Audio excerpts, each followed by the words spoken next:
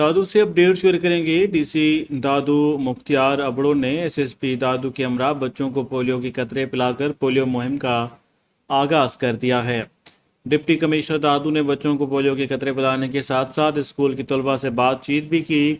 مہم کا آغاز عبداللہ گرامر اسکول دادو سے کیا گیا۔ آج 28 اکتوبر سے شروع ہونے والی 7 روزہ مہم 3 نومبر تک جاری رہے گی۔ ڈپٹی کمشنر دادو نے پولیو ٹیموں سے ملاقات کی اور مہم کو کامیاب بنانے کے متعلق ہدایت بھی کی۔ پولیو کے انسٹاف آفیسر ڈاکٹر دیدار حسن، سی او ڈاکٹر رافع و دیگر موجود تھے، جبکہ ڈپٹی کمشنر دادو مختار علی ابڑو نے بتایا کہ مہم کے دوران دادو کے 4 تحصیلوں میں 4,07,723 بچوں کو پولیو سے بچاؤ کے قطرے پلائے جائیں گے۔ مہم میں 1,085 polio team, 280 area incharge, 112 team supervisor حصہ لے رہے ہیں، جبکہ بتایا گیا کہ 1493 دادو پولیس کے جوان بھی پولیو ٹیموں کی سیکیورٹی کے فرائض سر انجام دیں گے۔